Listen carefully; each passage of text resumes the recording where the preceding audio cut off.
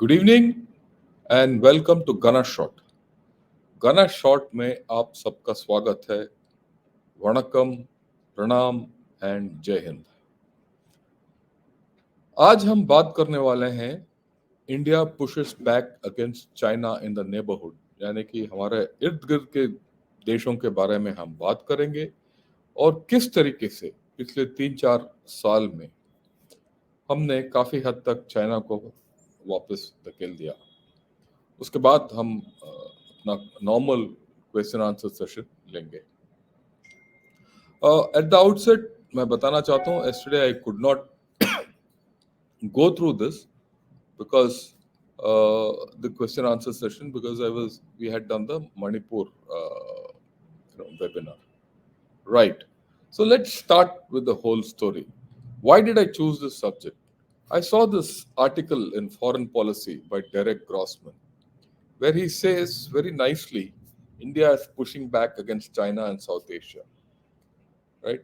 And he says India and क्या बोलता है ये मोटा मोटा तौर पर ये बोलता है कि today India has strong ties with to the Maldives, Nepal and Sri Lanka.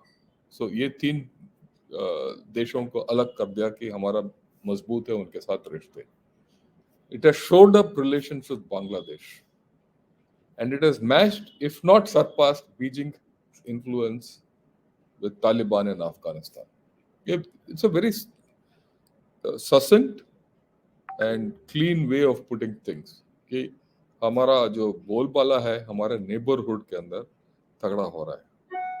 और ये इसीलिए दिस इज इम्पोर्टेंट बिकॉज अगर आप याद रखें तो ये स्ट्रिंग ऑफ पर्ल्स थियरी है, जहां हम सब बोल रहे थे पिछले 5-6 साल में कि चाइना ने अपना जाल फैला दिया और ये स्ट्रिंग ऑफ पर्ल्स हमारे गले में बांध दिया, जिससे हमारा even to take a deep breath is difficult. That's right. Sri Lanka was inimical to us. Pakistan तो है, छोड़ दीजिए, पाकिस्तान तो है ही inimical to us. Afghanistan was almost hostile, especially for the past 3 years. We didn't know when we got out of Afghanistan where we were. Sri Lanka was openly hostile, the Mahinda Rajapaksa lot. Nepal, with the communists, were completely out of control. In fact, the Chinese ambassador to Nepal, or the High Commissioner, whatever he's called, was virtually like a viceroy there. Whatever he said went. They were pressurizing Bhutan. Bangladesh was completely in the grip of China, and Maldives was also against us. But things have changed. पिछले 3 साल में Covid आया और things have changed. A lot of our initiatives, vaccine diplomacy, etc., have changed things. And of course, China has contributed to it because suddenly in this period, everyone came to know this BRI was a great debt trap. Sri Lanka और पाकिस्तान में जो हो रहा था, debt trap जो फंस गए थे ये जाल में, उधार का जाल, उससे सबको जाहिर हो गया कि थोड़ा प्रॉब्लम है चाइना को इस इलाके में। तो हम अभी क्या करेंगे, हर देश को लेंगे और उसका we will make an assessment, हम कहाँ हैं और करना क्या है आगे। Okay, now let's talk of Afghanistan. Afghanistan is the most interesting thing which is actually happening. अगर आपको याद है तो जब यूएसए वाले वहां से भाग गए थे अफगानिस्तान से, तो ये लग रहा था कि China will enter Afghanistan in a big way and Pakistan will be helping them, और चाइना पाकिस्तान अफगानिस्तान का एक ट्रायो बन के ऊपर आएगा और ये पूरा इलाके को डोमिनेट करेगा। और उनके पास जो खान थे, the mineral wealth of Afghanistan which was lying untapped will be exploited by China in a big manner, and they'll make billions and billions and trillions, all pie in the sky. हवा में तीर मारने वाली बात थी। और धीरे धीरे वो खत्म हो गया। वो बीआरआई ले वहां ले जाने की बात हो रही थी। बीआरआई का ऊपर से एक रास्ता आने का बात हो रहा था, एक थ्रू पाकिस्तान और एक ऊपर। और चाइना ने, एक कंपनी ने $10 बिलियन देने का वादा किया अफगानिस्तान को। और ये सब जब एक अटैक हुआ था, चाइना के जो लोग रह रहे थे एक होटल में, उनके उसमें जब अटैक हुआ था, उनका पूरा हवा निकल गया। उनको याद आया कि ईटीआईएम जो है वो अफगानिस्तान में जिंदा है, कभी भी वो जाके जिनजियांग में शुरू कर सकते हैं। तो धीरे धीरे अभी चाइना को पता चल रहा है कि थोड़ा अफगानिस्तान डिफिकल्ट मामला है। और इसके बारे में हमने जनरल केजे सिंह के साथ भी बात किया था। एक और चीज है इसमें जाहिर होता है, अगर अफगानिस्तान में जाके घुस के कुछ करना है आपको, तो इसमें दो राय नहीं है कि आपको फौज भेजना पड़ेगा। और चाइना जो है फौज भेजना नहीं चाहता, राइट। फौज इसीलिए भेजना नहीं चाहता क्योंकि उनमें काबिलियत नहीं है। काबिलियत क्यों नहीं है? और मिशंस में उनका जो their performance during UN missions has been poor, it's acknowledged. They're not respected in UN missions and in those countries. And they know themselves how good or bad they are. So, if you go, they'll get caught. And China is very, very about it. they, वो अपने इलाके से कदम बाहर नहीं निकालना चाहता, फौज को डिप्लॉय नहीं करना चाहता, right. On the other hand, where is India gone? Our humanitarian assistance has come to the front. That the people to people contact, you're helping the people. When Taliban could not help their own people, you were helping them. We sent a technical team there, and Taliban wants us to जो 20-25 हमारे जो projects थे जो आगे नहीं बढ़ सके, वो तालिबान वाले बोल रहे हैं कि आके कृपया कीजिए। मैं इसमें एक I want to give an example. एक रोड है from Zaranj to Delaram. Zaranj to Delaram है, वो अफगानिस्तान से ईरान को जाता है। वो हमने बनाया था। और जिसको जो इस व्यक्ति ने, जिस कमांडर ने ये बनाया था, वो हमारा कोर्समेट था, एक मेरे से 6 महीने सीनियर। जब वो वापस आए थे, मैंने उनसे पूछा कि भाई आपने ये किया कैसे? आप 3 साल रहे उधर और ये रोड कैसे बनाया इस इलाके में? तालिबान नहीं थे क्या? कहता हाँ तालिबान थे उधर। तो हमने बोला भाई हमने तालिबान को जो भी देना था दे दिया, उसका तरीका था, उनको मिल गया। और उसके बाद हमने बताया भाई तेरा रोड तो तुम्हारे लिए भी फायदा होगा, तो उनको समझ में आ गया। और उसके बाद वो मदद कर रहे थे हम। तो तालिबान क्या है, वो एजेंट बन गए इस रोड को बनाने के लिए। वो लेबरर्स ले आते थे, अगर कोई नहीं आता तो वो पकड़ के लेके आते थे घर। So Taliban helped us build this road. We have that goodwill which we many times we forget। Goodwill क्या होता है? सिर्फ लड़ाई से थोड़ी ना होता है काम। सॉफ्ट पावर और combined with hard power works more. Okay. And then हमने कुछ, अब आजकल हमने कुछ फंड भी अलॉट करना शुरू किया। वहां पानी के लिए डैम भी बनाए थे हमने, राइट। खास बात यह है कि where we have got a upper hand in Pakistan, in Afghanistan, कि the relations between Afghanistan and Pakistan बिगड़ गए। और उसकी वजह से क्या है, ये टीटीपी एक्टिव है पाकिस्तान के अंदर, पाकिस्तान को बांध के रखा,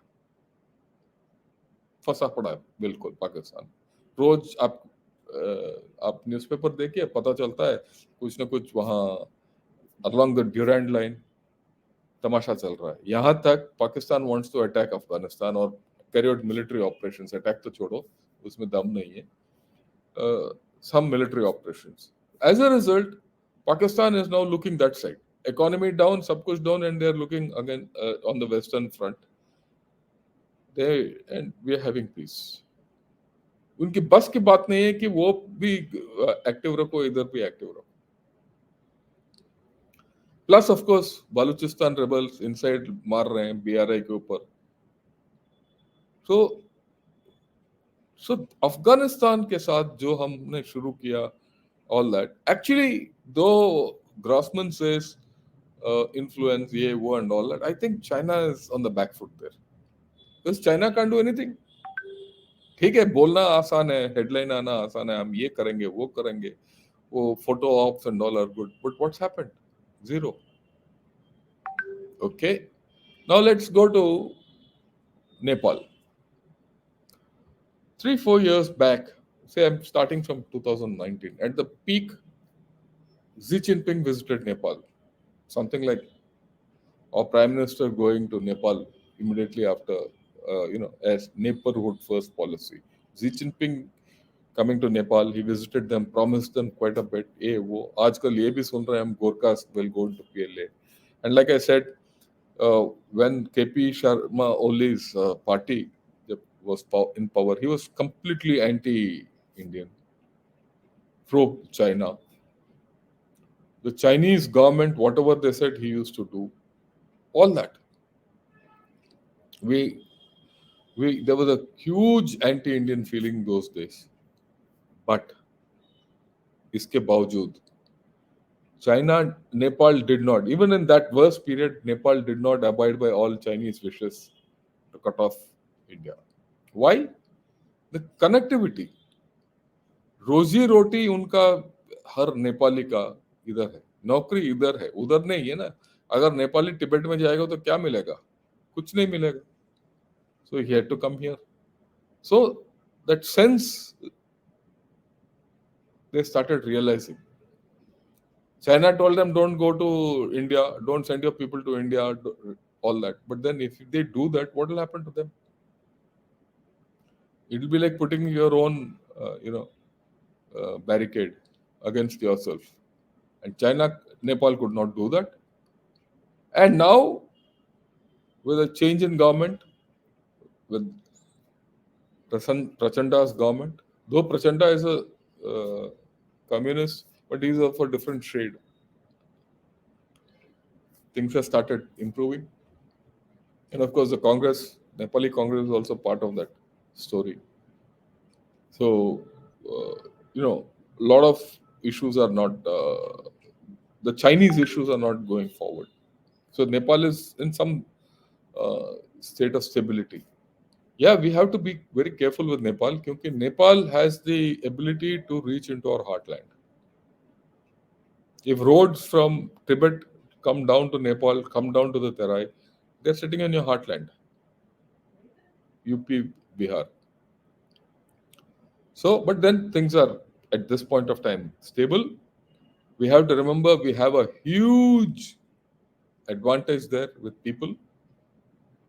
Our ex-servicemen are there, जिन्होंने हमारा नमक खाया है, और मेरे को इतना पता है कि जो हमारे यूनिट इंडियन आर्मी में नौकरी करके वापस गए हैं, they are still loyal to us. Okay. And of course, this Agniveer thing will get sorted out in a matter of few days.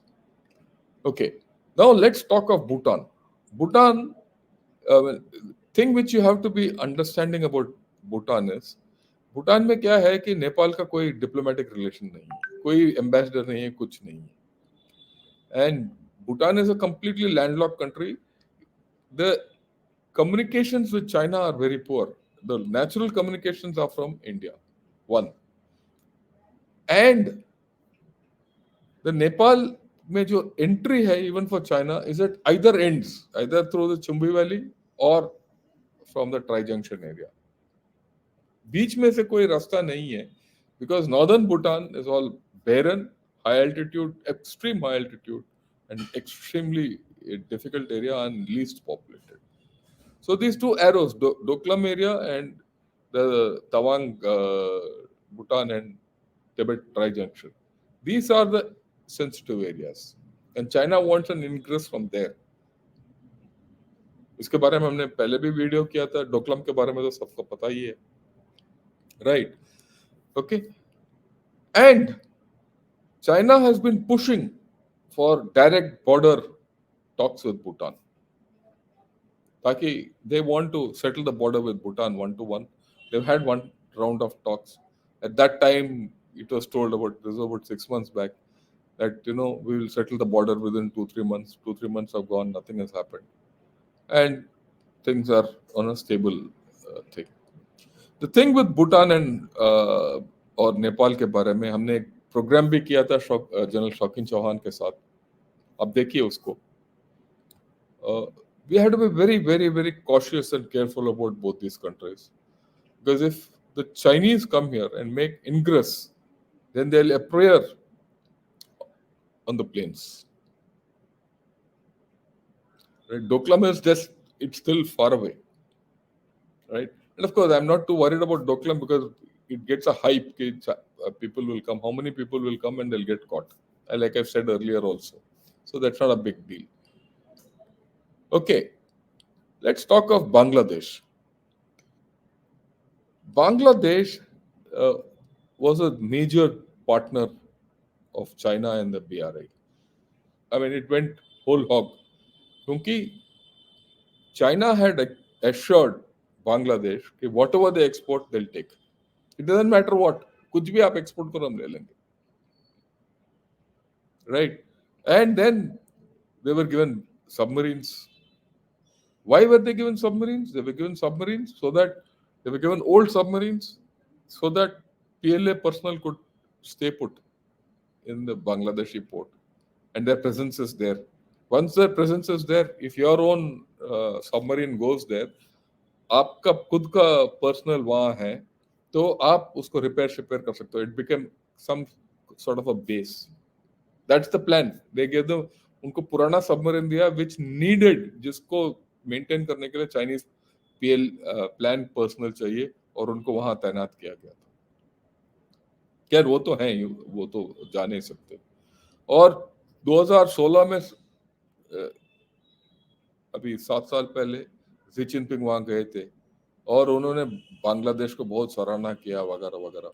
अभी 2 महीने पहले किन गैंग जो इनका फॉरेन मिनिस्टर था, one of the first countries foreign minister बनने के बाद बांग्लादेश में गए.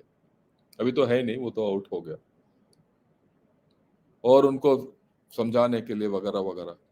और उनको एक पोर्ट चाहिए था कॉक्स बाजार के आसपास. आप देखिए, नजदीक देखिए, कॉक्स बाजार जो है चट्टग्राम और कॉक्स बाजार के बीच में उनको एक पोर्ट चाहिए था. अगर वो पोर्ट मिल जाता उनको तो वहां बेस बना लेते. और वो they were pushing Bangladesh कि हमें पोर्ट दे दीजिए to build, but luckily that didn't happen, and the Sonadia port has been given to Japan, right? But उसके बाद क्या है कि with Sheikh Hasina's government our relations have improved tremendously, and they're not giving shelter to our insurgents, which is a great thing for us. We've sorted out the border issues mostly. River water issues are still outstanding, right? Today we are on an even keel. I will not say, ये नहीं बोल सकते हैं कि China का influence चला गया वहां से, पर हमारा इन्फ्लुएंस यही थोड़ा बढ़ गया है. So again, we are on an even keel. इसीलिए Derek Grossman ने बोला we have showed up our presence in Bangladesh. So you see a shift here also. Okay, next Myanmar. Myanmar is an interesting case. इसीलिए मैंने कुछ नहीं लिखा. क्या Myanmar में चाइना का बोलबाला है? नहीं है. क्या हमारा बोलबाला है? नहीं है. म्यांमार बहुत इंपॉर्टेंट है आजकल खास करके, क्योंकि जैसे आपको पता है वो मणिपुर के बगल में है. म्यांमार में जो भी हो रहा है मणिपुर के असर पड़ेगा, और मणिपुर में जो भी होगा वो म्यांमार के ऊपर असर पड़ेगा. ये चल रहा है, ये इट्स अ लाइफ प्रॉब्लम हमारे लिए. वहां तो लड़ाई चल रहा है, सिविल वॉर हो रहा है उधर, और हमारे जो इंसर्जेंट ग्रुप्स हैं वहां जाके उनको मदद कर रहे हैं ऑपोजिट साइड्स को. वही कहानी यहाँ भी हो रहा है. खैर अभी थोड़ा मेरे ख्याल में कम हो गया, right? But good relations with Myanmar are very important. सब बोलते हैं कि चाइना क्या है, उनके ऊपर लपेट लिया वगैरह वगैरह. हमें पता है थ्रू जो भी इंटरेक्शन हमने किया है म्यांमार लोगों से और हमारे दोस्तों से बात हुआ, वो चाहते हैं वो इंडिया उनसे ज्यादा बातचीत करे, मिलिट्री एड दें वगैरह। हमारा डर है कि अगर हम मिलिट्री एड दे देंगे तो it will be used against democratic forces. हमें एक निर्णय लेना पड़ेगा, हम क्या मदद दे सकते हैं, नहीं दे सकते हैं। हमें देखना पड़ेगा क्या उचित है हमारे लिए और कुछ हद तक उचित है म्यांमार के लिए भी, और उस तरीके से अगर हम संबंध आगे बढ़ाएं तो नतीजा अच्छा निकलेगा। इसीलिए मैंने कुछ नहीं लिखा है इसमें। वो चाहते हैं कि इंडिया उनको मदद करे, राइट। अगर हम मदद करेंगे तो lot of things will happen positively. जैसे मैंने अभी बता, यही नहीं है, अभी एक वो ड्रग ट्रायंगल भी, जो गोल्डन ट्रायंगल है, वो भी बढ़ने वाला है वहाँ, और उसका असर हमारे ऊपर पड़ेगा। और वो असर जो है सिर्फ मणिपुर में नहीं पड़ेगा, वो मिजोरम में भी पड़ेगा और नागालैंड में भी पड़ेगा और अरुणाचल में भी पड़ेगा,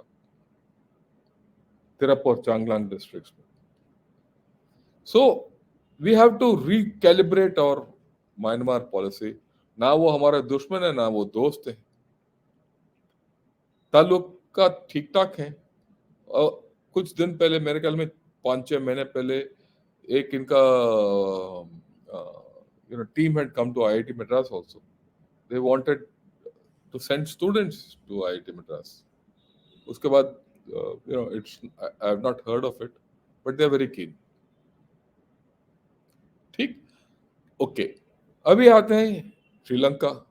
श्रीलंका को हमने बहुत मदद किया, हमने लाइफलाइन दिया उनको, और उस वक्त जब चाइना ने उनको हाथ छोड़ दिया और उनको फंसा दिया इन द डेड ट्रैप। ये उनको अभी पता है, बड़ा क्लियर है वो, कि वो ऐसे कोई हरकत नहीं करेंगे जो हमारे विपरीत है। पर याद रखना चाहिए कि चाइना का जो बोलबाला है श्रीलंका में बहुत है। इसीलिए वो अपना शिप भी भेजते हैं। वो हम्बनटोटा नहीं तो कोलंबो में भेज देते हैं। एक स्पाई शिप हम्बनटोटा में भी भेजा है और हम्बनटोटा उनके पास है। श्रीलंका इतना कर्ज में डूबा हुआ है, वो एक हद तक चाइना को रोक सकता है, उसके बाद नहीं कर सकता। तो हमें यहाँ ट्विन ट्रैक अपनाना चाहिए, और ये है कि militarily we have to put pressure on Sri Lanka कि अगर आप ऐसे करेंगे तो हम कुछ करेंगे, and keep the entire populace on our side still, and that messaging should go across to China that if you come somewhere here, you are at fault.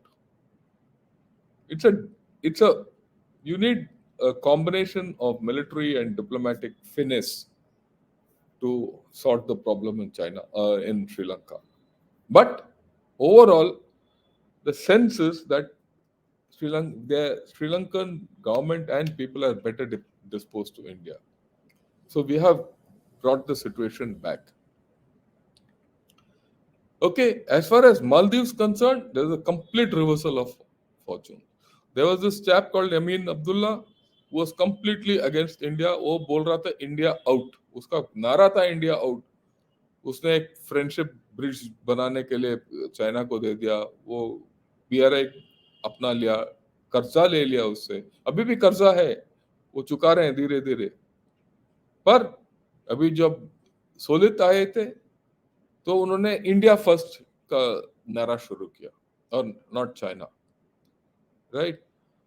और हमने उनको $100 मिलियन का क्रेडिट लाइन भी दिया कि आप उधार ले लो और अपना गुजारा कर लो और अपना डेवलपमेंट कर लो। हम कुछ डेवलपमेंट प्रोजेक्ट्स भी कर रहे हैं, और उनको पता चला कि वो चाइना के चक्कर में फंसना नहीं चाहते हैं, क्योंकि चाइना क्या है कि इसके अंदर बेस बनाना चाहता है मालदीव्स के अंदर।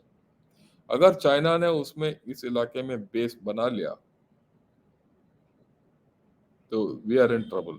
We should be very clear about it, and we can never allow them to make a base. It is even more worrisome than Hambantota. तो ये थे हमारा जो रीजनल थिंग, जो हमने काफी हद तक been able to push back China, and we been able to regain the whole place. और जिस तरीके से चाइना का अर्थव्यवस्था डूब रहा है और हमारा बढ़ रहा है, ये we should keep this pressure up to make the situation better.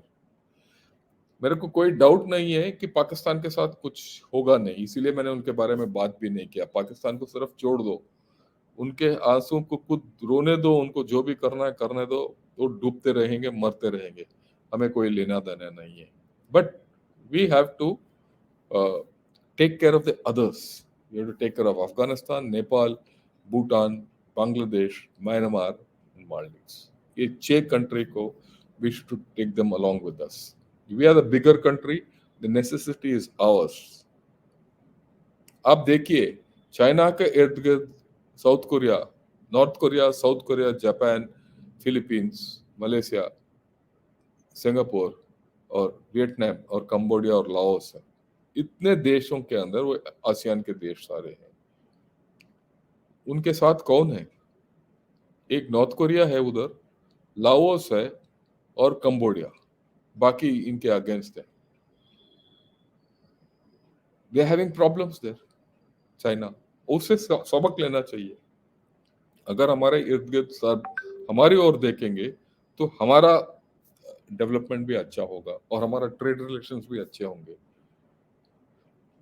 It's a process which has started and I'm sure it will go along. आज का सबक मतलब मकसद यही था कि आप सब लोगों को बताना कि we are back in the game and in big time. It's a matter of time. And if this relationship with USA goes to the next level and Japan, क्योंकि Japan is one country which has done a lot of developmental projects in all these countries. हमारा और Japan का relationship के जरिए यहाँ बहुत कुछ हो सकता है। As part of Quad, you can do lot. Quad का मतलब ये नहीं कि वहां जाके साउथ चाइना सी में बैठ जाओ। Quad का मतलब ये है कि इंडियन, क्योंकि ये इंडो पैसिफिक है, नॉट पैसिफिक अलोन। एंड ये भी हमें याद होना चाहिए कि